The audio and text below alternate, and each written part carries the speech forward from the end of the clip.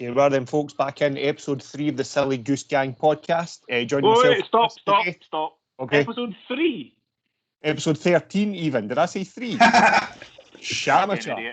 Fuck right from the get-go, that's it. Honestly, losing track of the time and everything. We're in lockdown. Who knows what episode we're on, what day we're on, or anything.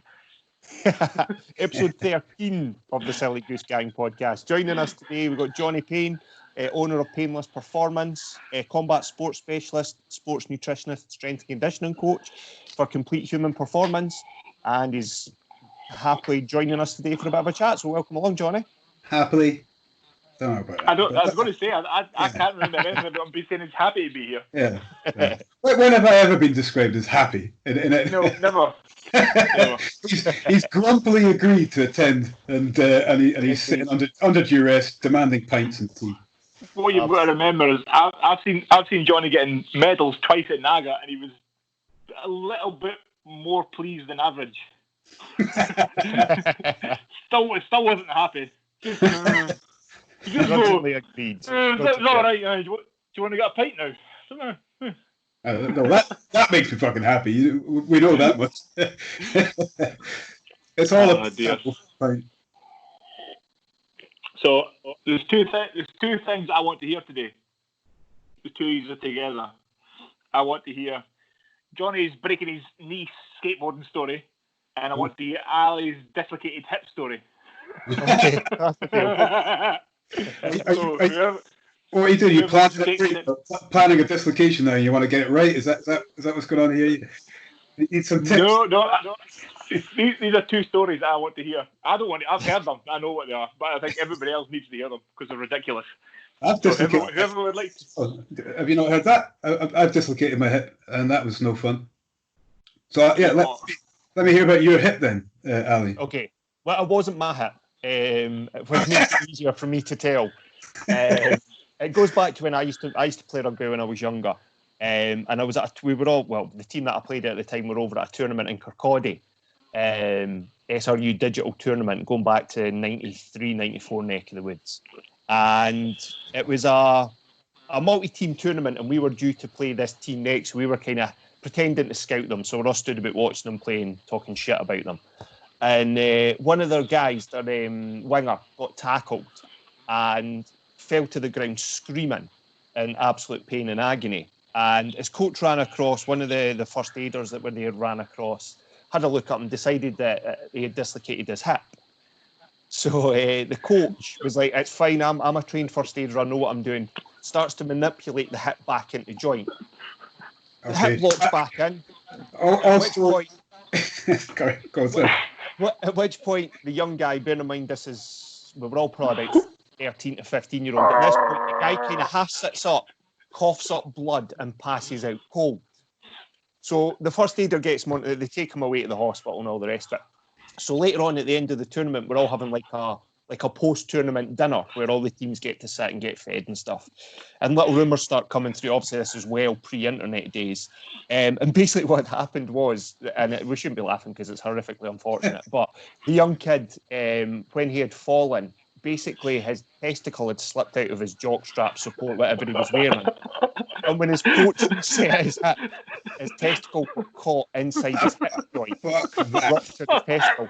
And the reason he coughed up blood was he had ruptured his vocal cords screaming. And so basically they got him to a hospital, had to redislocate his hip, emergency surgery to remove the ruptured testicle, and then obviously he was going to have to spend X amount of time in hospital. But that's probably one of the worst injuries I've ever seen. Because you know how sore it is getting hit. So imagine your hip joint just crunching down on it. Especially when you put it back in, it's got to be floating about here somewhere. Fuck you. That's exactly it. Basically, that's exactly what happened. It just slipped into the crease of his hip the way he was laid, and just bang.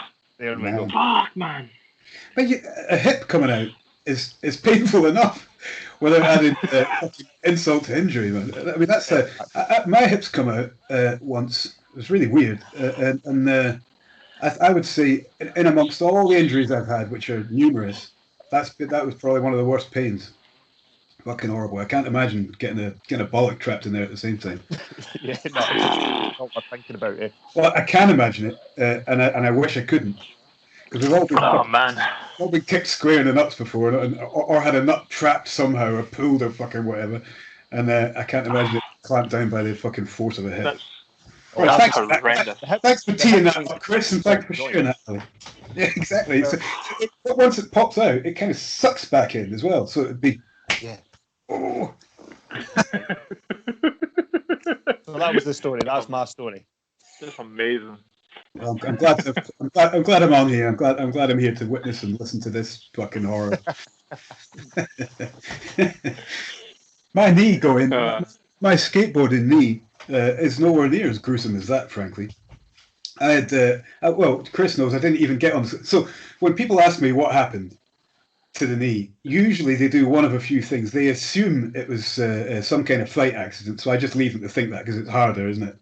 Or they assume, if they know me a little bit, that it was some kind of what's the word I'm looking for? Recalcitrant kind of background, because I was a bit of a baddie for a while. So maybe it happened in amongst all that.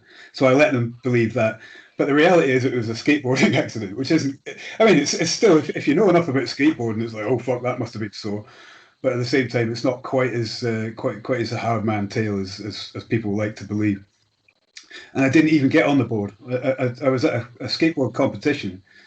I wasn't even skating. I was just there to watch the competition. And one of my mates went down and had them announce. I still don't know to this day why he did it this way, but he had them announce that Scottish. I was down in England at the time. That Scottish Johnny for Lanzarote was going to do a demo. I've never been to Lanzarote in my life, but he's gone down and spoken to them. And so up on the tannoy, it goes, Scottish Johnny from Lanzarote, which makes no fucking sense. So I'm looking around as well as everybody else is for this fucking dude, Scottish Johnny from Lanzarote, and it slowly dawned on me that was me. So I had to put my can down. I wasn't drunk, and I wasn't drinking. I'd only just started drinking, so I was like, oh, fuck. Somebody handed me a board. And the way this whole setup was there was a big bowl and a ramps and all the rest. You ever seen skate parks? And we were up on a kind of a hill, all the audience. It was a big skate competition. And I was sat at the top of the hill, right next to where there's a big fucking run down to a big flyover that would land you right into the bowl. So I was in prime position to start there. I didn't want to walk down in front of all these people and start at the bottom, pushing and trying to remember how to. Bear in mind, I hadn't skated at that point for about fucking 5 or 6 years anyway. So I jumped on the board. No, I didn't. I grabbed a hold of the board and I ran down the hill. And the idea in my mind was I was run down, fucking all the way down this hill, run up the flyover and leap into the air, throw the board under me, and fucking land and skate away, and it would be cool as fucking. And I'd do a few tricks. And then go back to get my beer. So I did all the first part. I ran down, jumped into the air. This flyover was about 6 feet up anyway, and I must have jumped about, I don't know, 2-3 feet. It was a good fucking run and jump I made. And the board never got anywhere near underneath my feet. So I had like that, and slow motion, like you fucking hear it, and I saw the ground kind of slowly fucking come towards me. And I landed. This is quite horrible. I landed with my leg straight, my left leg totally straight. So my shin went right through my knee. Oh. The whole thing exploded, and it kind of exploded and twisted as well. So I kind of must have landed at a bit of an angle, so the whole thing twisted. So to jump forward, when they looked at it, it was a little bit like if you take a live tree branch and fucking snap it, with all the bits that kind of spiral out from that. So it was a fucking mess. But at the side of the ramp, I won best slam of the day, so I got a coat out of that. They brought me a coat and said, "Well done." So I need a hospital. And earlier on, when you were talking about your hip dislocation, you said there was a guy that popped up and said, "I'm a first aider." Yes. It's one of them skateboard competition. And he said, "I'm a first aider." So he ran up with one of these cold compresses, you get them out of pack and they kind of freeze up quite quickly. And he just put that on the knee and said, "That'll be all right now, I think, son." I don't think it will be. We're fucking pointed backwards. And then a guy came rushing through from the back and said, "It's all right. I know what to do. Leave everybody aside." I'm looking up, in agony, I'm looking up one. Hopefully this guy's going to fucking put me in some kind of position, do something with it, and then we can get me to hospital. And he sat down beside me and he put his hands on my head. And he said, "Lord, bring Jesus into this man's knee. Life to this man. Bring God back." Fucking went on. I had to fucking tackle it. off and all this. And eventually somebody took me upon it was announced that I would never walk again, funny enough. And I did, obviously. But that was that bad a break, they said that to be done. No more walking, no more. I was supposed to wear a shoe that was about this heel on it, about that big gimpy shoe, we called it. Wheelchair for 3 months. It was fucking horrific. I had to wear a big Forrest Gump cage on my leg. Anybody who's been through a break has been through something similar, where they start at a straight angle, and then for 2 weeks I'm allowed to put it to like a 10 degree, and that's the amount of flexion I'm allowed. And over the months I was allowed more and more and more until eventually I can fucking do lots of things now. But yeah, that's pretty horrific. I agree, that is pretty horrific. There's no two ways about it. Fucking Jesus was. Jesus, that reminds me of years ago when you say that. Is you remember Marvin Andrews that played for Raith Rovers and then ended up playing for Rangers? He needed he used to kick about. I think he still lives in Kirkcaldy actually. He does. I lives in Kirkcaldy. He needed ACL surgery, and he was adamant that he didn't because the Lord would heal him. He's like, no, he won't. It's not going to. He played half a season with no ACL. He played half a season with no ACL. Do you remember Henrik? The Lord. Do you remember Henrik Larsson's break? It was fucking horrendous. Yeah. That horrible. My break was apparently similar to that at the time, so we had a lot of kind of comparisons there. But there was a little bit more damage done the way it twisted and things. But that was a fucking horrific accident. Same kind of thing. We seemed to come down on it straight, and then it turned and twisted, didn't it? And it broke into it stuff or something. I'm surprised he fucking walked out. Yeah. Oh man, that's fucking horrible. Horrible. Luckily, I've not done any of that. I've done a few other injuries. Talking about skating, I used to skate as well back in my much younger days, and I popped my ankle. Skate or die. Skate or die. You have to show Johnny your long ginger hair when you were a skater. I'll show you that offline because it's on my phone. But it's all I'll say is you'll end up ovulating. There's no two ways about it, Johnny. You'll end up ovulating. It's a ridiculous sport. But yeah, I popped my ankle, popped my knee a few times skating as well. It's just one of those occupational hazards, but nothing on the level that you did.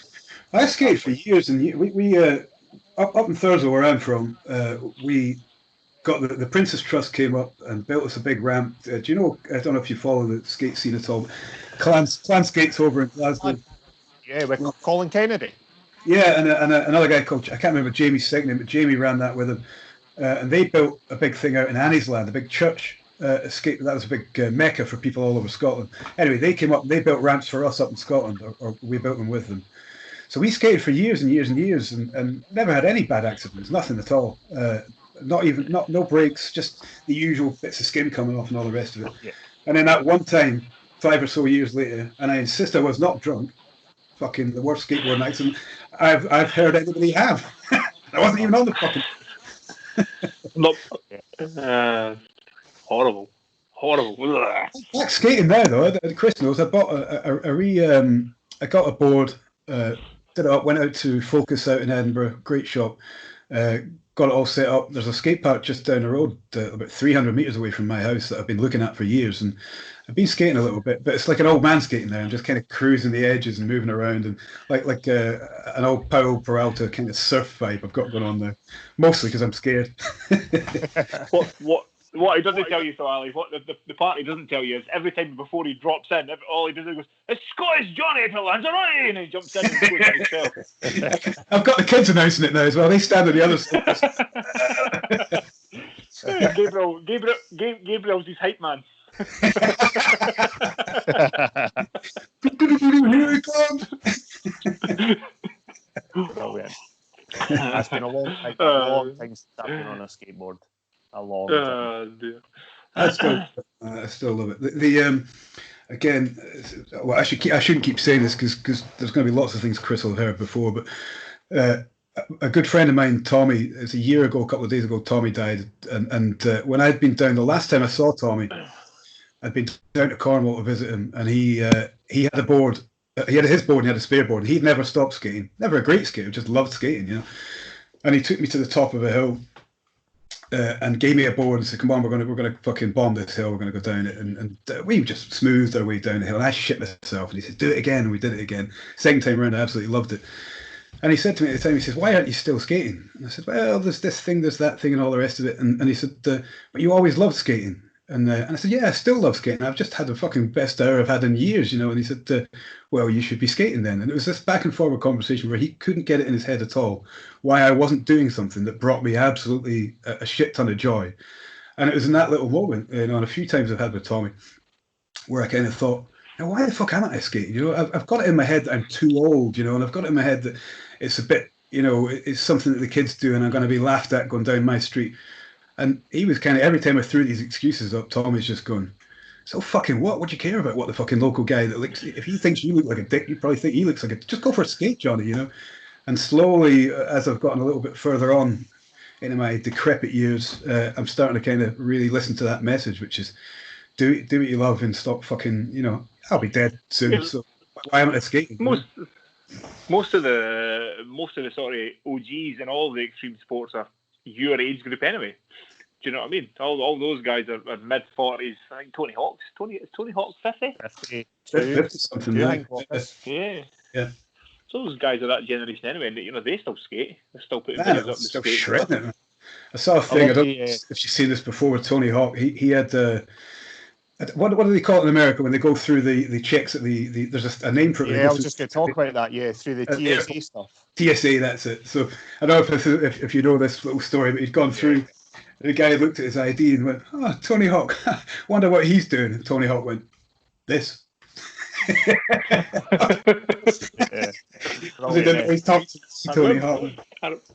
remember Tony. He put a thing up on his Instagram a while ago, and he was in a film. I can't remember the name of the film he was in now. And it just came out at the time, and he was getting on a plane, and I think he must have been dressed like a skateboard. And this woman was being a complete, what he said, she was being a complete dick to him. You know, a woman. You know the stereotypical Karen who wants to speak to the manager, one of those types. And she was being a dick to him, and he goes, "I was sitting behind her," and then the movie came on with me in it, and you could kind of see her kind of going. She just realised it was Tony Hawk. It was in a film. It's quite funny. These guys are absolute legends. You know what I mean? Yeah. Matt Hoffman, I watched a little video of, I can't remember what his Instagram is, but you see him, you ping me bits and bobs now and again as well. Yeah. That's the same thing, kind of, okay, I'm not going to fucking suddenly do what Matt Hoffman's doing or what Tony Hawk's doing, but the fact is these guys are still skating and not complaining about it, you know. I feel like, not that this is a big fucking problem for me or anything, but I do look back and think, why was I not on my board all the time? I kind of got into my head that was something that kids do, you know, and I gave that up. Now I've grown up. Fucking hell. I can't remember. I think I meant to send it. I might have meant to send it to both of you, and I didn't. But there was a Matt Hoffman, and he was on Rooftop Escamilia's podcast, and he was talking about the surgeries and stuff he'd done, and he got an ACL surgery done. I'd have to send you. It's unbelievable. The stuff that he's telling you is sitting going, holy shit! Like there was something about the surgery. I can't remember exactly. He got an ACL surgery before, but they couldn't do it the way they've done it in America, the way they do it elsewhere. And they said, well, you know, if we keep you awake for the whole thing to prove that we can do it this way, we might be able to get like FDA approval to do it this way or whatever however they have to do it. He's like, I was awake while they're doing ACL surgery on me. And you're like, what the fuck? I didn't even know that was he used to leave his foot. Well, this was like early 90s before, I don't know, but he's telling you the story. You know, he used to leave his like a phone in the middle of like his half pipe. So if he landed, if he crashed, he would always land roughly in the middle of the ramp. So he could kind of shuffle his way to there to phone. He just goes, what the fuck, man? What an absolute savage of a man. I mean, that's crazy stuff. Yeah, that's good. Really good podcast, like.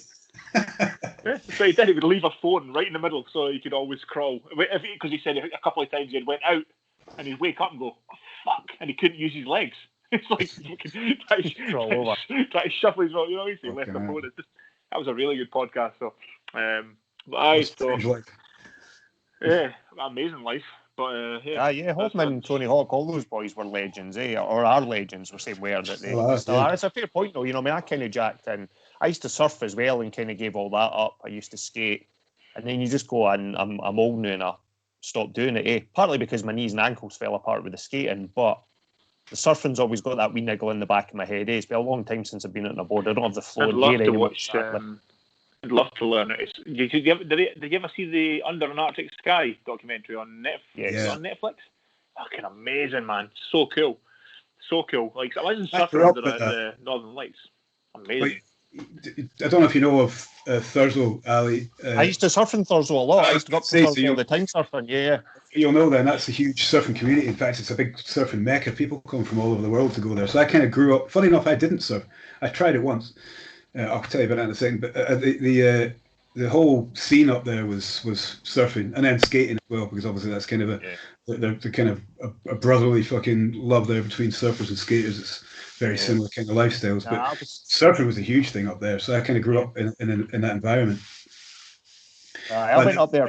Thurso was where I went up there one Christmas holidays with all the guys who used to surf, and it was back when, as Chris mentioned, my flowing ginger locks. Just because I know you've not seen the picture, Johnny, but if you imagine Slash from Guns N' Roses but ginger, that gives you an idea of what my hair looked like. Have you said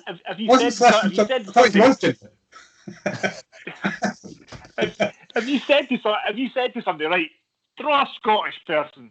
They would have drew Ali. That's what it looked like. But I had really long hair at the time when I was surfing, and we had gone up, and it was, as it is in Scotland in December, fucking freezing. And part of my hair actually froze solid and snapped. It was that cold. I'm not the least bit surprised. There was a BBC documentary once, a guy called Pat, whose surname escapes me now. He was one of the older guys that surfed up there. So he'd be like me to the kids now. He's probably not old at all. He was in his early 40s, and the BBC interviewed him live coming out of the water, and they said to him, so, you know, it's very, very cold here, Pat. You know, you guys are out surfing all day long. I see you've got a wetsuit on, but how do you keep warm? And he says, just have a wee piss now and again. That was before they had a little kind of lead where they could jump and edit it out, and it's just went live on TV. We creased for months. Just have a wee piss now and again. Man, it's actually surprisingly. I don't know. It's a surprisingly hard talent to do that. It's having a pee in a wetsuit. As if you've ever done a triathlon, or maybe Ali, you've done this when you're surfing, and sometimes you just have to go. It's surprisingly hard to pee in a wetsuit. All your instincts say don't piss in your clothes, don't they? And then you kind of go to let it out, and it won't come. And all that. You have to breathe and relax. So maybe they should teach that in amongst the open water swimming techniques and things. Today we're going to learn breathing techniques for pissing yourself. I've never seen that. I've never seen that in any Wim Hof's instructionals, to be honest with you. Way of breath. Breathe in, and now we piss and breathe out. It would have done a lot better, to be fair. Yeah, well, I would buy it. Oh, definitely. So what tell us then? You said you tried surfing once, and it sounded like there was a hint of a story in the back there, Johnny. Nothing, man. It just wasn't for me. I didn't like the fucking cold. Do you know what I didn't like was getting ready for it and then fucking getting out afterwards. We had to rip the wetsuit off down the beach and all that kind of stuff. It all just seemed. It's a little bit like you've got kids, Ali. When you take them swimming. Yeah. And you get your time in the pool, and that's fine, but that's this amount of time. This amount of time spent getting them in the fucking thing, getting changed and all the rest of it. This amount of time in the pool, and this amount getting dried, and everybody's cold, and fucking your clothes stick to you, you can't get your socks on properly. And it was that experience with surfing that made me think, fuck it, I'll stick to skateboard. Although, the first time I went in, not dissimilar to the Kelpman story, actually, the first time I went in, you walk in, don't you? You walk into the water, and then you kind of paddle out to fight the bigger waves. So obviously I'm walking in with this board, and there's a little bit of a kind of, well, do I get on it and paddle, or can I still feel the water? How deep am I? So I decided that this was the point at which I was going to get on the board, took it to chuck it over the next oncoming wave, and I was going to dive through, then get on it. And the wave kind of went, fuck you, caught a hold of the board and threw it right back at me. Obviously, I'm tied to it. You've got it tied to your ankle. So I got fucking knocked back, not unconscious, but knocked back into that wave, and I got caught on the underflow of it, twirled around about 4 or 5 times and spat out the other side. I wasn't hurt, and I wasn't kind of freaked out or traumatized or anything, but it was one of those like, why the fuck would I be doing that? This is bullshit. I'm going for a pint. I was about 12, so I had a drinking habit by that point. We had, I went just to talk surfing just for a wee bit. we and some friends were down in the south coast of Portugal, down that kind of neck where you get like not Nazaré with its ridiculous biblical waves, but not a million miles away from Nazaré as the kind of Atlantic comes up, you get some good swells. And we were down there, and they get a lot of shark sightings because they come up on the Gulf Stream. So they have shark towers up on the beach, and we didn't realise that at first. We just thought they were lifeguard posts, so the lifeguards were like really elevated so they could see all the water. And it was only when we were talking to the locals later on, they said, no, it's shark towers because you get a lot of sharks at certain times of the year. They come up through the Bay of Biscay and up into this kind of neck of the woods. So made it all a little bit tense as you're going out paddling. And genuinely, we were sat, me and my pal Eastie, were sat off the back of the break. We paddled off the waves to like the deep water just to sit and chat. And lo and behold, boom, big rush of water, probably about 8-10 feet away. What looked like about an 8-9 foot great white shark just cruised up alongside us and then disappeared. At which point, the alarm went because the guy up on the tower obviously seen it, hits the alarm. People are screaming, running out the water. Me and Easter are like, what the fuck are you screaming for? It's fucking here, get it fucking there. Like that total mad panic. Paddling in with our fingertips. We made it and nothing happened. And then we went out surfing the next morning. And it was kind of still dawn. No, stop. Why? Why? You just seen a fucking shark, you moron. Why would you go back at that's the point where you put your surfboard up for sale and go, fuck that, man. Nope. No. So we went out, and it was still like, it was that dawn where it wasn't quite light, but not quite dark kind of neck of the woods. So we'd all gone out and we were spread out along the break, and we were all tense because, as you say, Chris, we had seen a shark. So we were all a little bit nervous, and there was nobody up in the shark tower because the beach wasn't officially open. And then all I heard was my friend Eastie, who'd been out on the break with me, about 2 people to my left, let out this blood-curdling scream. Like my heart fell out my arse, like proper panic. And then I heard laughing, and my pal Stu, who was like 3 people the other side, had swam underwater and grabbed Eastie's leg. Nice. And that was what the panic was. Eastie panicked, and then obviously did that. It's funny, I was okay, I didn't really shit myself. Half laughing, half crying as you get his thinking he'd been bit by a shark. But yeah.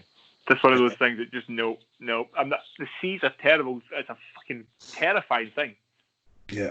I'm always terrified of the sea. Fuck that, man. If I'd seen a shark, there's no way I'd ever go in the water. If I touched seaweed, it takes me about 3 months to go back in the sea. No, I don't know about that. Like, was it seaweed? Was it a big eel? Fuck that, man. No way. Yeah, I'm kind of with you. Big eels in the fourth if you scuba diving, big congers and stuff. Used to go out. We lived next to the Clyde in Helensburgh for 4 or 5 years. My dad worked at Vaseline. And we used to go out there in canoes and canoe out and catch eels and things like that. You could catch them quite easily out by the sugar boat. And talking about surfing, he would know when the tridents were coming up. You know, they come out of that little bay where they're situated out in Vaseline, and they come out and they surface, and then they drop back down again. They go into the deep. That's how they play it. So if you know when they're coming out, which obviously isn't announced because it's a military operation, but you know when they're coming out, which my dad did. You can go out far enough and catch the break off the back of a Trident submarine and surf your canoe back in, which is, when you think about it, that's quite a cool thing to be able to do. We canoed out onto the Clyde and surf the waves of a Trident nuclear submarine every so often. That's just what we did. That's just what we did down there. You have to get it right, otherwise you sat up on the fucking Trident when it goes back down again. You open water swim though, Chris, do you not? For your triathlon? Yeah. So that's okay then. Think how fast it would make you swim if you saw a shark.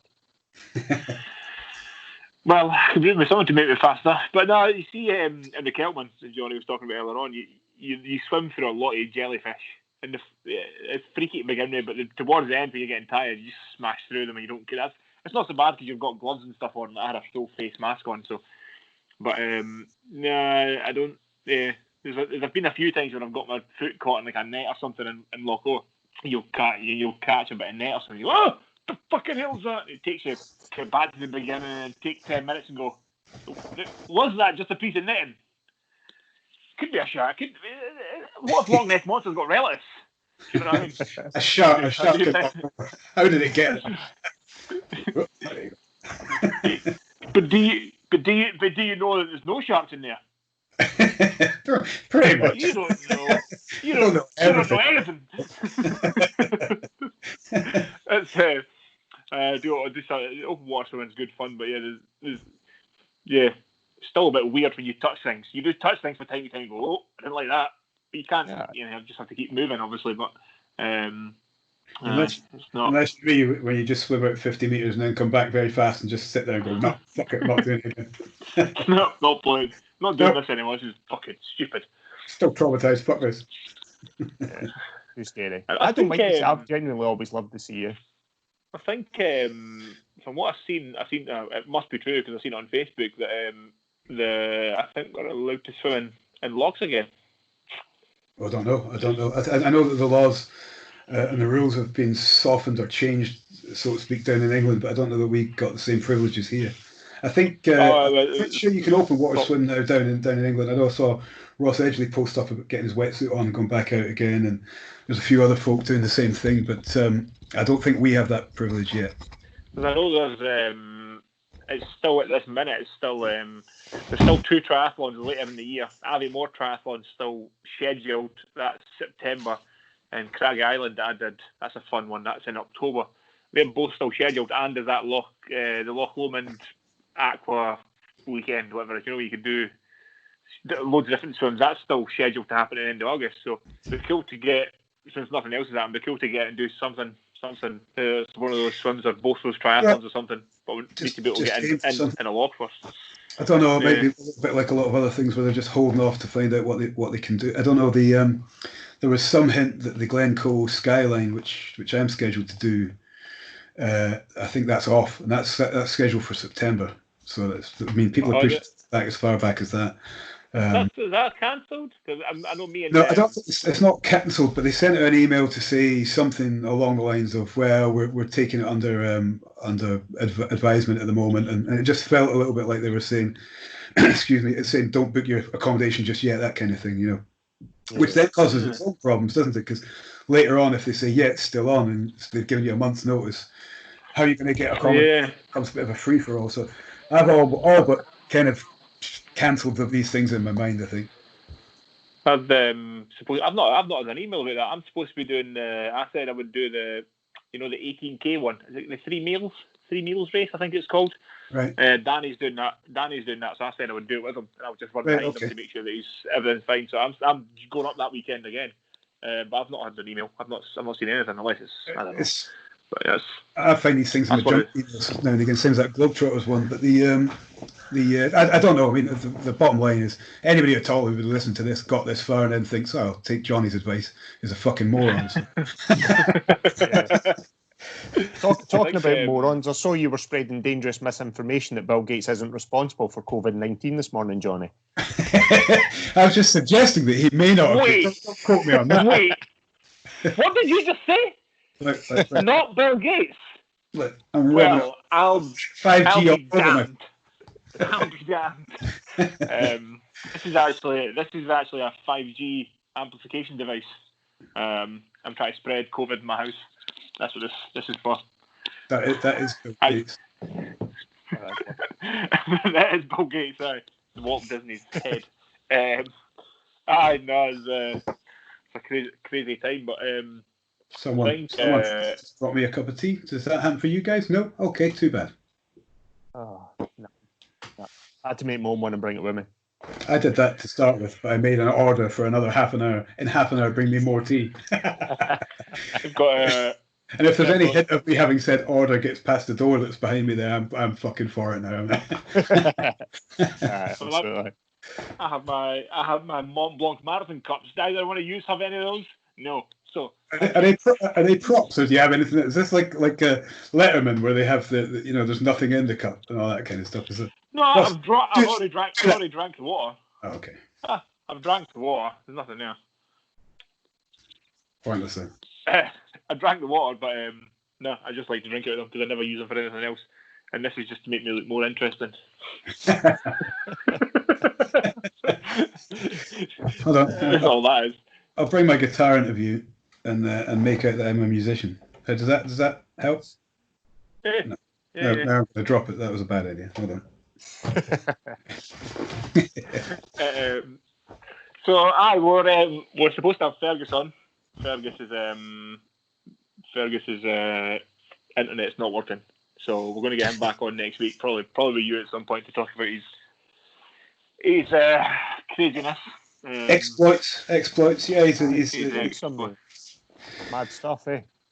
Yeah. I mean, he's doing what is within his wheelhouse now. I think some of the things that we had him do, like that 49-hour cycle the other week there, it was more of a testing. You're not going to say that publicly so much as he used it as an opportunity for mental health awareness again, which is awesome. But for the most part, that was a kind of a testing the waters to see what would happen to him, how he would feel after a certain amount of time, etc., and just kind of, it's an opportunity whilst we're on lockdown to kind of push him towards exhaustion and see with these things. Chris will know, you'll know even from BJJ as well. There's a little bit of a mental game goes on, and unless you pressure test that, unless you try that and you push yourself, you're never going to fucking know. So if a lot of his exploits over the next year are kind of pushing that endurance boundary further and further, we need to know how he's going to cope with that. And honestly, there's no real way to know that until you kind of dive in and do it. Yeah. Are you doing any kind of testing protocols to get there, or during the event testing protocols, or how are you sort of monitoring how he's coping? Well, talking to him, I mean, from a mental health perspective, or mental health in terms of how he is in his own self rather than a campaign, it's just talking, you need to make sure. During those things we were talking before we started recording here, he had live broadcasts where he had people come on and talk about their interest in whatever they were doing, and I came on and had some conversations. But really, that was for him in order to keep conversations going, to keep himself mentally stimulated. So, and for me, it was an opportunity to check in and see how he was interacting with those guests, and I can see whether his brain's working right or not. But for the most part, that's just a conversational thing. There's not really many protocols that you can put in place. You couldn't do a kind of a happiness questionnaire and throughout it, but it's just keeping him sharp, making sure he's okay. You can tell when you know somebody well enough, and really any athlete, you'll know yourself, you can tell in their physicality whether something's gone kind of badly wrong. I mean, if he was kind of hanging slumped on his bike and whatever, you'd have to say there's a big problem here. And ultimately, there was a physical problem in the end that made it stop early. And because we were on top of that, talking all the time and communicating it, which isn't a luxury you would get on an endurance event all the time, we were able to then say to him, just pull out, just stop. There's nothing to be gained here, and he did so before his hamstring got torn off, and that he's all good now. Yeah, so. I thought he would have, because it happened quite early. So when I was watching it, saying his hamstring was starting to give him grief, I thought he might have aimed for 24 hours. I thought he would have in his head said, let's get to 24 hours and call it at 24. That's a nice number. But he obviously kept going beyond that. Yeah, what he had in mind were distance numbers. In actual fact, it was a case of, right, I'll get to 450k or I'll get to 500k on the bike. He was doing a Swift ride, and obviously that kind of, the power meters and things that he has track that distance really well. So he gave himself targets, but again, the targets there were only in order to keep him motivated. The reality was we were having conversations on the phone. He was texting me back and forward, and I gave him, I'd kind of announced here to my wife, to Ashley, I'm giving him half an hour. Fuck it, And it's a difficult choice for me to make because he's got all these, he's got thousands upon thousands of followers now, and links into other people with hundreds of thousands of followers who are then setting up. So it's a very sort of large exposure he got from it, and the pressure on me in the background, not that I'm crying about it or anything, is at a certain point I'm having to say to myself, I'm giving this kid half an hour and then I'm going to say, get off the fucking bike. And Fergus is a great athlete, he'd have listened to that. But if he didn't want to, then there's a kind of a shit, did I do that too early, And ultimately you've got to make the right choice. Luckily for me, I gave him that half hour in my head, and 10 minutes later he texted me to say I've come off the bike, and that's me done. So obviously thinking in the same lines. And we'd had a chat up to that point where it was a case of, we're going to really have to take this every 5 minutes, every 10 minutes, check in, see how you're getting on, So made the right choice. That's part of coaching, isn't it? Say it again. So I was going to say it's part of coaching and just being aware of what your athlete can cope with, what stage they're at, when you ultimately have to make the stop decision on, for the benefit of the athlete rather than any ego or anything else aside, or as Chris was saying, we'll get to this point, we'll get to that point. If you know your athlete well enough as a coach and you have that relationship where the athlete knows you're not doing it just for the sake of doing it, it probably makes it an easier decision overall for both of you, both for yourself and for Fergus. It does, mate. Yeah, it's it's a useful dynamic to have. I mean, you don't have to be pals with every single one of them either. If they trust in the coaching, then you're able to say this has to stop now. Then they trust that you've made that decision for sensible reasons. Somebody like Fergus is really switched on to that kind of stuff now anyway, so he was able to communicate real well to me how he felt without me trying to have to read between the lines or anything, which is fucking awesome for me. But yeah, I mean, it's a luxury as well, because when I've done things, as Chris knows, we can talk about this if you want, when I've hurt myself, I've made some conscious decisions to continue through pain and all the rest of it, but being very switched on, maybe the knowledge that I've got and a certain understanding of myself, I've still, despite people thinking, fuck, that's mad, that was a ridiculous thing that he did, or even thinking what I did on those occasions was irresponsible, I've made responsible decisions and made sure that I follow through on them. So I kind of know that bite point as well. And there is a certain point where you can say to yourself, no, carrying on is okay. I'm in pain, but it's more discomfort, or I'm in pain. I can handle this for a certain amount of time, as opposed to what we ended up with Fergus was, I'm in pain and I think this could make this could go badly wrong quite. So he had a hamstring problem and it was niggling. Every time he flexed, it pulled and it pulled and it pulled, and it was so painful he was riding on one leg for a while.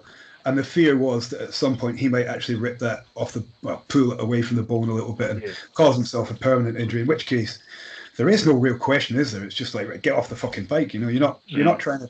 It wasn't even an event. It was a choice, a voluntary thing that you did. You know, so. Yeah, I think if you had, if there was £1 million, if there was £1 million at stake, I'm pretty sure Fergus would have got to 49 hours. But there was nothing at stake. It's just something to test yourself, and at that point, it's just dumb. Just go off and rest up, come back again. That's a good point as well, though, because there's certain. I mean, from a coaching perspective, there's certain things that, if it was an event and you had that drive to say, "Fuck it, I'm going to push through," which, like I say, I've done, then you've got to have people that are able to say to you, no, you're a fucking danger to yourself now. You know, that's a great luxury to have if you've got a coaching team that are able to do that, because quite often people don't have a coach and they do these events, they get so far in and then they just think, no, I said I'll do it, I'm gonna bully through, I'm gonna keep doing it, which is what I did on the spine, and I shouldn't have done that. And if I'd had somebody in my ear, which again probably in that circumstance would have been impossible, I probably, frankly, maybe wouldn't have started that race, but certainly would have stopped a lot sooner than I had done. So I can see from a personal perspective that having that voice in your ear saying you're done would be pretty fucking awesome. I think, I'd like it. Mm. Yeah, I think the thing is, and I don't think you've done any kind of mad endurance stuff as yet, Ali. But obviously I've done a couple of things, and Johnny's done some.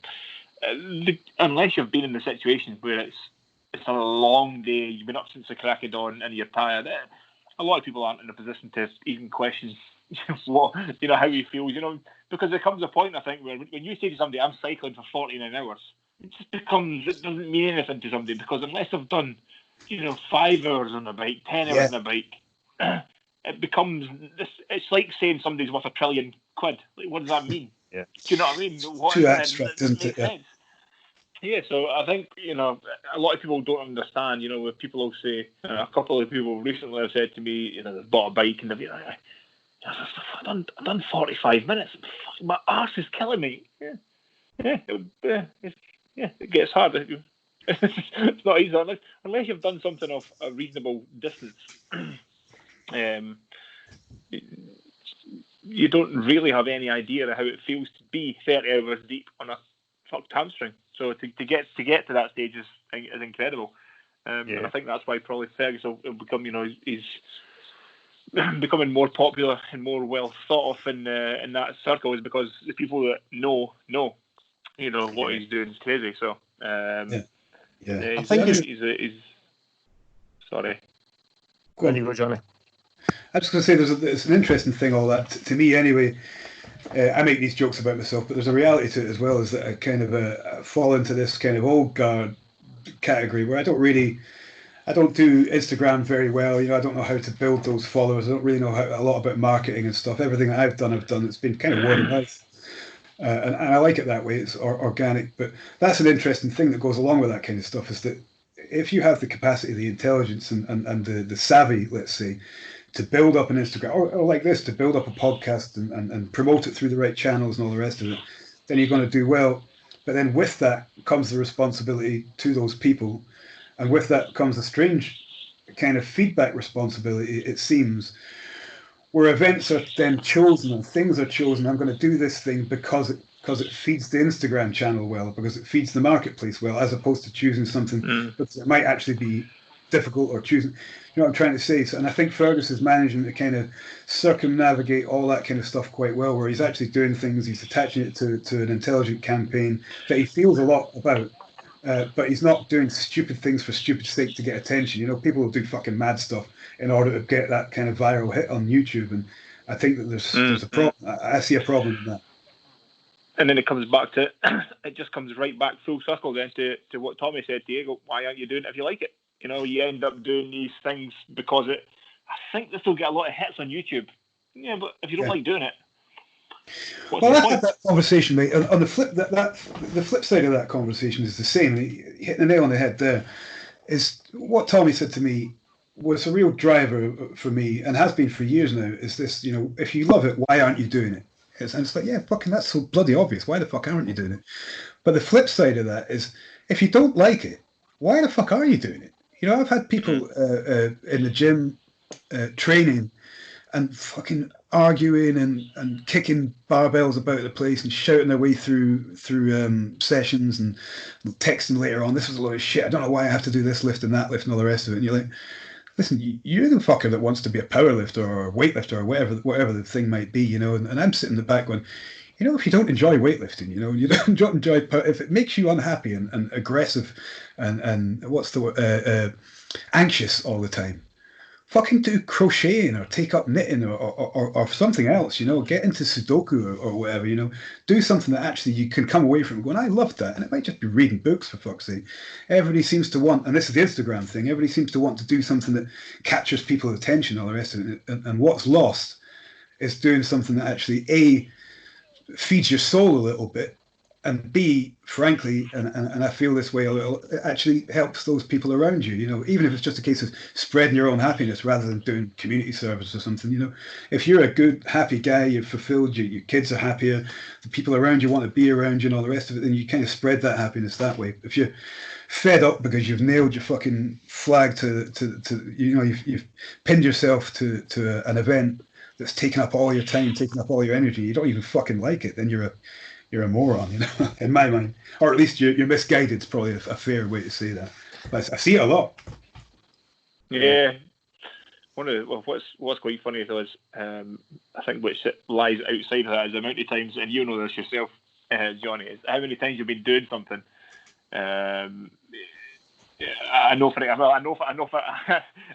I know for definite, you know, the Keltman cycle is one of those things where at the time there was a point where you wanted to throw your bike off the cliff into the sea. Oh, it's fucking disgusting. I had it over my head. But you will come, once you get back to the finish line, once you cross the finish line, you've had the night to sleep on it, you do then go, what's next? But at the time, you know, you go, I think I can't think of a time where I've done something that's you know, the more challenging stuff where you've not been at some point going, I'm finishing this and that's fucking it. I'm not doing any of this shit again. No, never again. And then you finish it and you go, what can I do next? What's the next one? What can I do? You know what I mean? So there's different, you know, that's like the outside of that stuff, but you do get pissed off during it. So that's another thing that this is Grumpy Johnny again coming back. That's another thing that kind of pisses me off a little bit, is that, so going back to what I said about the attaching yourself to something that you feel passionate about, it would be naive to think, like you just said, Chris, it'd be naive to think that you're always going to fucking love it. You know, you're always going to enjoy everyone. Jiu-jitsu is a great example. You know, you go in, we all three of us love jiu-jitsu, and a lot of people watching this, you've had some great guests on. They'll all agree that every single jiu-jitsu session isn't going to be a session that you're going to come away from thinking, that was fucking excellent. You're going to be something you're going to come away from thinking, I'm so shit at this. I've fucking hurt. I don't know why I bother. You know, all that kind of stuff. So then there's a little bit of mental discipline has to kick in, where you have to remind yourself what your reasons are, what the why is, and all that kind of stuff. And the same happens during these big races, is where you say, I found myself on top of that mountain on a bike, just about fucking giving up all hope. Had the bike, like I've said a few times, literally over my head, and I went to launch it, and then kind of thought, wait a minute, all the training, all the time, all this fucking pain to get to the top of this particular hill, and you're going to fuck it off, you're going to literally fuck the bike off right now. No, get through it. And like you said, by the end of it, you're like, fuck, I'm glad I did that. That was a challenge I beat. But I can't say I enjoyed a lot of it. But I enjoyed the achievement and all the rest of it. But there could have been a point through all that stuff where you've got to ask questions of yourself. That's important. One of the coolest points I remember climbing, and you know because you've done it as well, is the climb to the last Munro on the Ring of Steel. And the day I done it last year was red hot, really warm. Well, for Scotland, then it was 24 degrees or something, and there was no, there's no water. So if you want to get water, you can have to deviate from the course to find a fresh stream to fill your water bottles and stuff. So I had no water. When your lips start sticking together and all this kind of stuff, and it was Cottonmouth, dehydrated. And it's coming out, exactly, Cottonmouth. I was coming up the last Munro and thinking, and it was 3 steps forward, stop. And there was a group of about 6, 8 of us all kind of together. Everybody was kind of sticking together at that point and making sure everybody else is okay. Got to the top going, this is fucking horrific. Absolutely horrific. But by that point, when we got to the top of the Munro, and you run kind of over the top and then you come down back in towards kind of leaving. It's there. Just as we got to the top of it, the sun was coming down, and I've posted the picture everywhere. And I took a panoramic picture with the sun coming down over all the hills in Scotland. It's absolutely the best picture I've ever taken in my life. So you go from that fucking horrible, fuck this, fuck everything, I can't find water, I'm going to die, I'm not sure if I'm going to make this. And then you get to the top, and you just go, holy shit, this is unbelievable. Unbelievable. It's the best picture I've ever taken in my life. So those kind of roller coaster points of doing this kind of stuff. It's, that was a cool. That's a pretty special race. That actually, it's one people should try. Climbing those mountains and the Ring of Steel is a good example. Glencoe Skyline, another one. I don't think there's any better illustration of what we're discussing now than actually getting to you've done it perfectly there, is to get to the top of that mountain, because all the work, all the fucking hard work, the effort, the foot after foot, the climbing, the pushing against muscles that are screaming, fuck this, and there's a way out. You could just go around the glen and fucking walk out the back of it, all that. But then the payback comes when you get to the very top, you get that view, which you could not possibly have seen through any other means than putting in that personal physical effort. So you cannot see those views that you can see at the top of a mountain unless you've paid for them in graft and a little bit of mental graft as well, maybe a lot depending on where you are in a race like that. Yeah. So you bought it with your power, with your discipline, with your belief in self. You get to the top. So it's not just a view. It's your view that you earned by pushing yourself. And I think that's a massively useful metaphor for all these things. There's something that you'll get at the end of it that you can't get anywhere else. And if you're there for the right reasons, you'll get there eventually. So that's a kind of nice little life lesson as well, isn't it? 100%. I was listening to just before this podcast, listening to a podcast where Josh Bridges is a CrossFit top-level CrossFit guy, but he's also ex-Navy SEAL. That's right, ex-Navy SEAL, and he was talking about that with the mindset, and he was saying, like, how they always talk in the SEALs about Hell Week, where they just test them continually for 7 days, but he was actually saying that any of the individual evolutions or the little periods are not that challenging individually. But when you cram them all together with the sleep deprivation, and he said they were saying, like, how do you keep going? He says there's times where in CrossFit competition or during the SEALs or during operations, where kind of like you were saying, Chris, it was like, I'm just going to go 3 more steps. Yeah. And that's my goal. That's my immediate goal just now, 3 more steps. Yeah. And if I succeed that, I set up another goal of 3 more steps or, 1 more rep or, whatever it might be. Which ties into all that, isn't it? It's just that mindset of keep moving. It's one of the things. Go on, Chris. Go on. Well, it's one of the things I was going to say that ties into this, and it's about you actually. Is we went to after Johnny got kicked in the head at the Keltman and got fished out and dragged back to the finish line. Sorry, the swim. We went into Loch Oer to swim at one point, and I remember saying it. So Johnny can swim perfectly well. There's nothing wrong with swimming. He just gets like Vietnam flashbacks now when he's in the water and he thinks somebody's going to kick him. 100%. It's a speed going on there. I've got a problem. If you remember, we went out a certain distance, and I basically said to you at the time, we're going to go out to this point, but then once you're at that point, you have to get back. So let's just fucking, you know what I mean? It's like just keep edging out, and then once you're here, well, you have to get back now, otherwise you're going to die. So, do you know what I mean? I think you find little bits of kind of comfort within all these little points. You go, well, okay, I have to get back now, or you know, especially on these long distance things like the spine race that you've done. You know, there's certain points where you go, I kind of have to make it to a certain point, or you know, the arc. You know, you have to get to a certain point because there's nobody coming for you.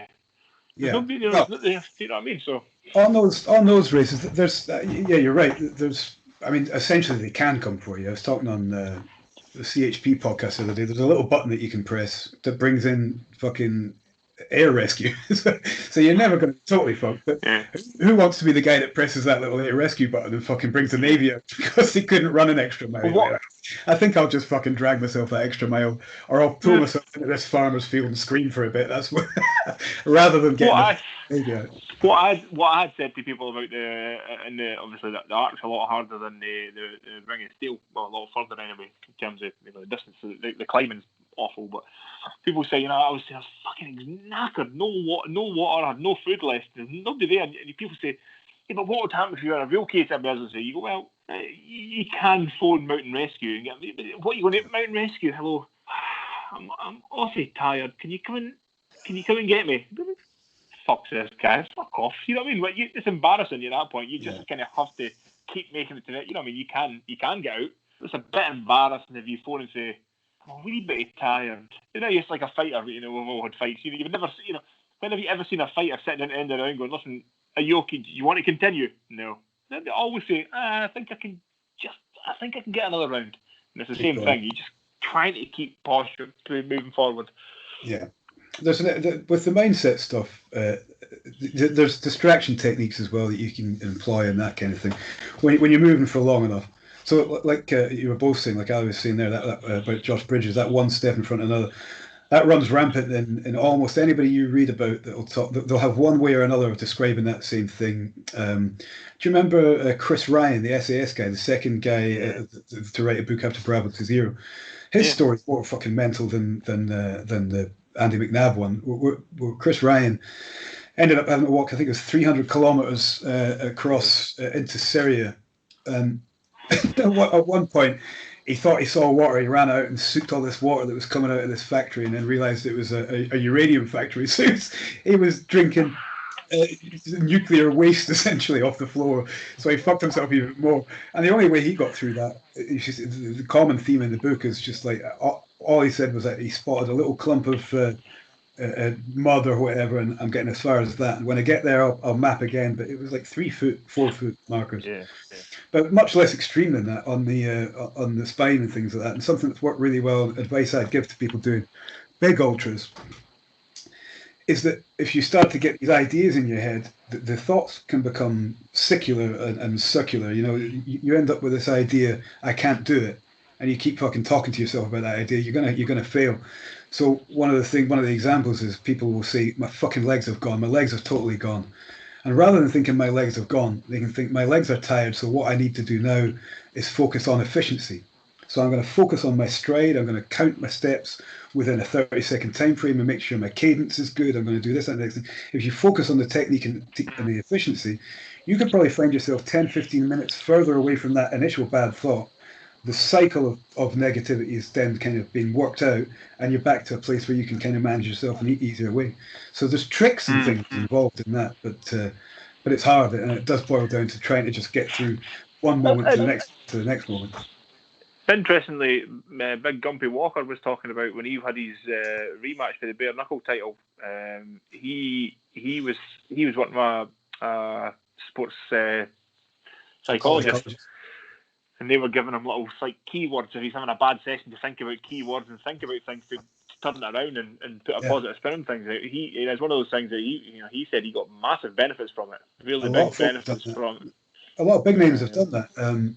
Our local guy Gordon Brennan, he did. He had the, I don't know if it was hypnosis, but he had some success with that as well. Just little anchors and mindset things. I'm not sure how it worked out but presumably the coaching team were able to say a couple of words to him. I've cornered guys as well.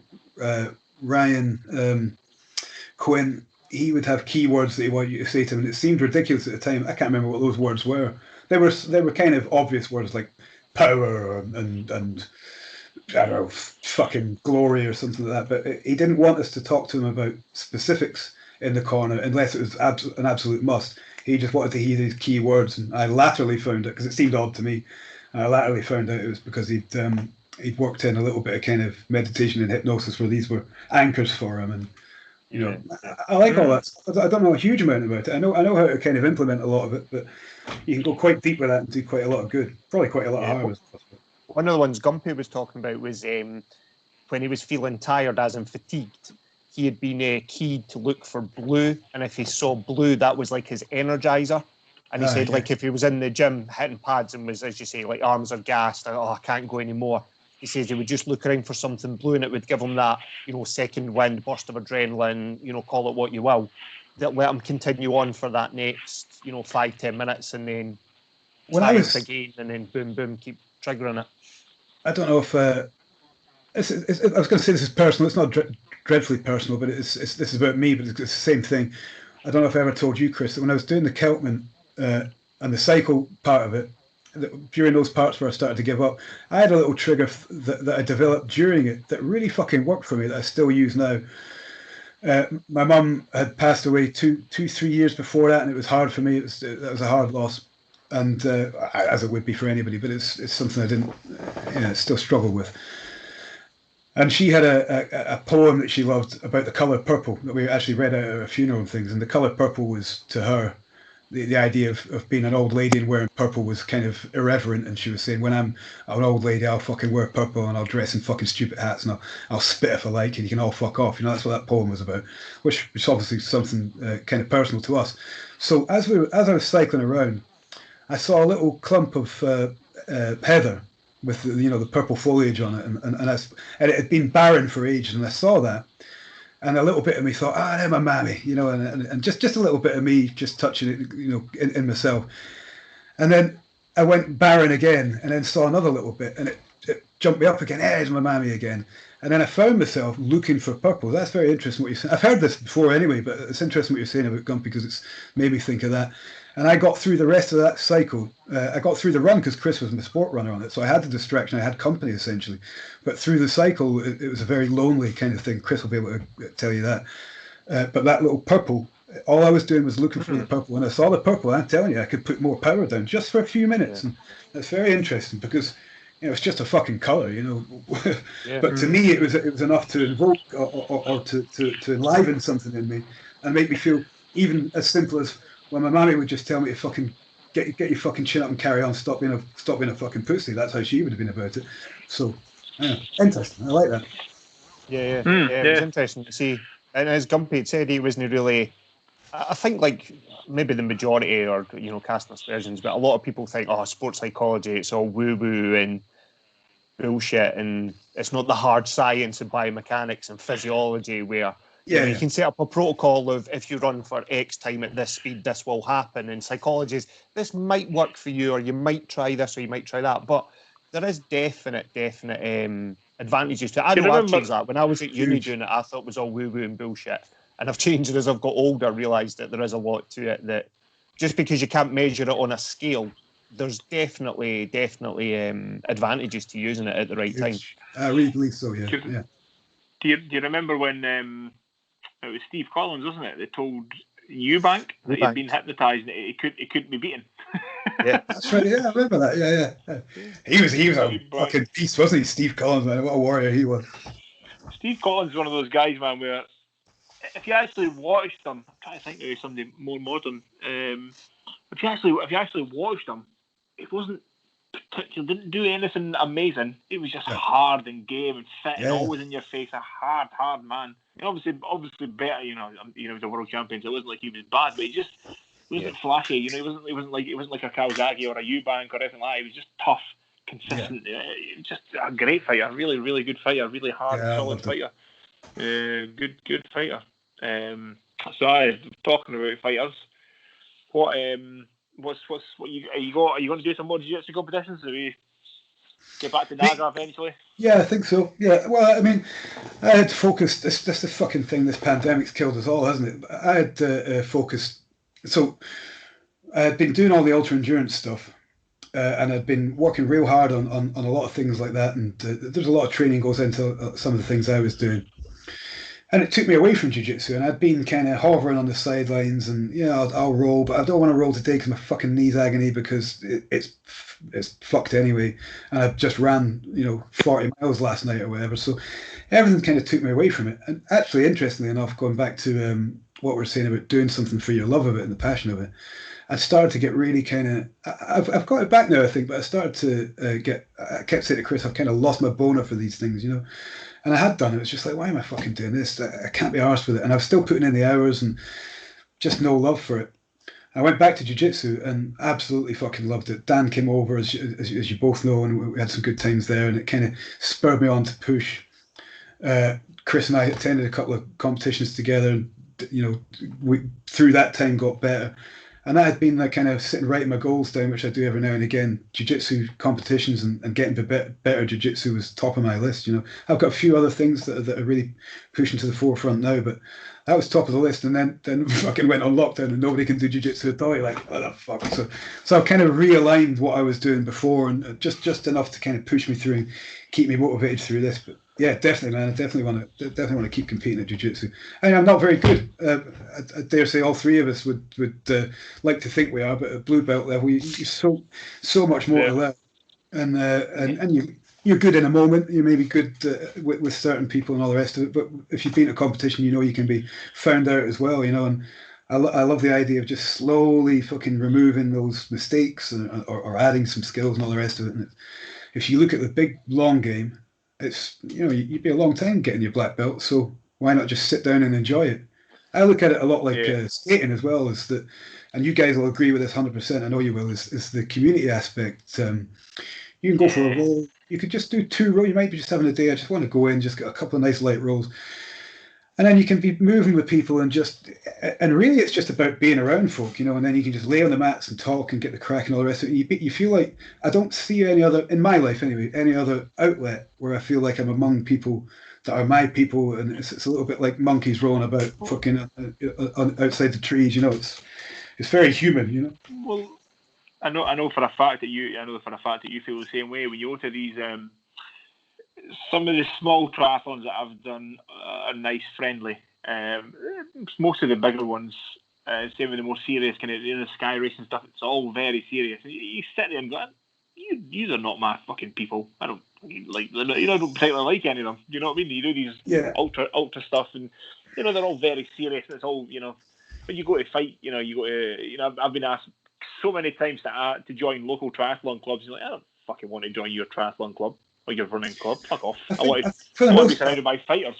Yeah, I think for the most part, what happens with that is twofold, isn't it? When you're dealing with ultra runners and triathletes and all the rest of it, it's a singular pursuit. It's you doing a thing for you, So getting in, you don't really. I mean, you can spur each other on, I suppose, but you've got to do the training for you to get that out. Now I know that clearly jiu-jitsu, you want to win that fight. You want to come out that row best.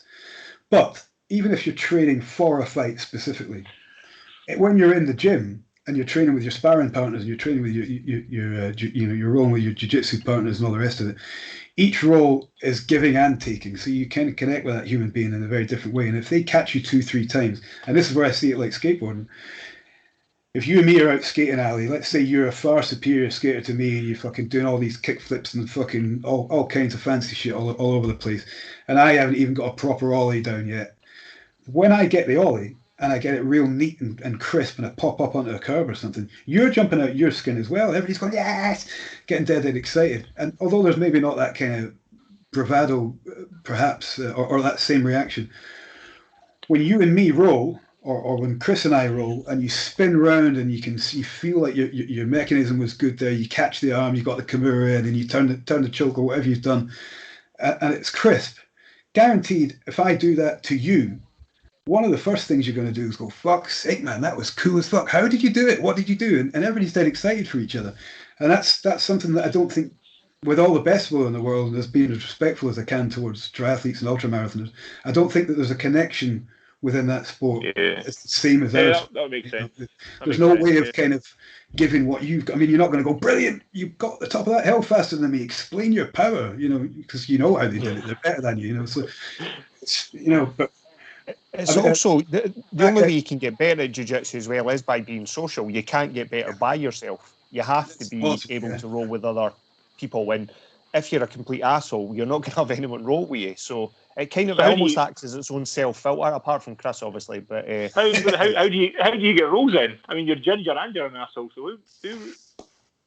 That's what I'm saying. That proves my point, doesn't it? It proves my point what a great community it is. Do you know what I mean?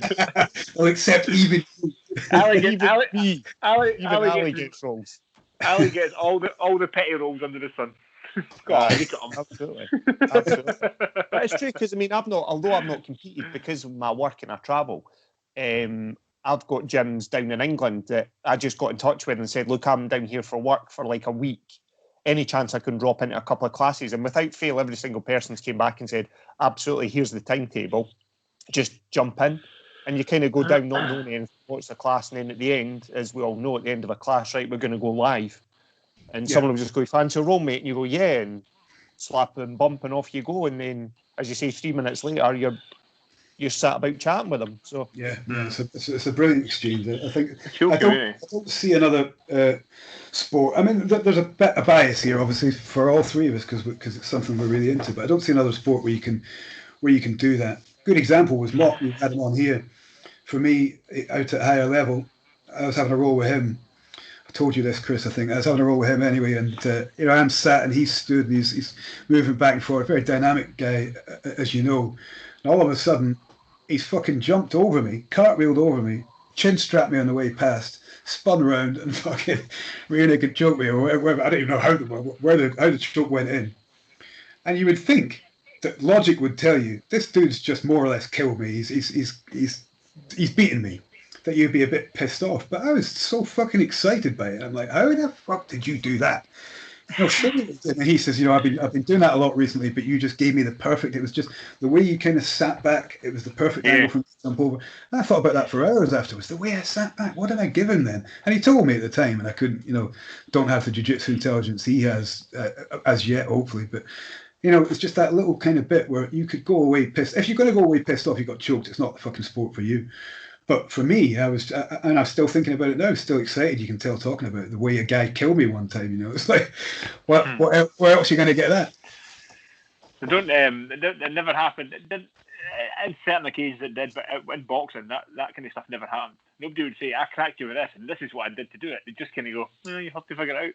Yeah. I mean, nobody would ever tell you that kind of stuff. Certain people did, but very rarely. That's one of the differences. Different environment, isn't it? Yeah.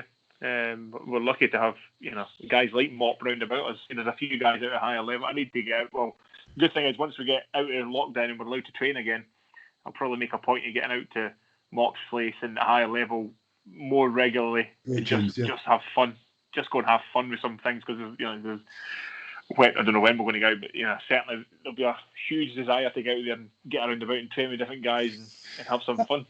That's the key there as well. Have some fun. That was the other thing that if you look at me doing jiu-jitsu now versus there was a big break and then me doing jiu-jitsu before, I didn't have fun to start with jiu-jitsu. I was kind of in a headspace where I did want to win all the time. I got really fucking frustrated that I wasn't good at it, and even good friends like Dan would catch me, and instead of asking those questions, I'm like, next time in my mind, knowing full well there's no fucking way I'm going to beat Dan. He's like 16 stages ahead of me and presumably always will be, but at the same time I've then come back to it with this kind of maybe just a maturity that's developed over time, maybe lessons I've learned from the things I've been doing, or maybe just being a dad now or whatever.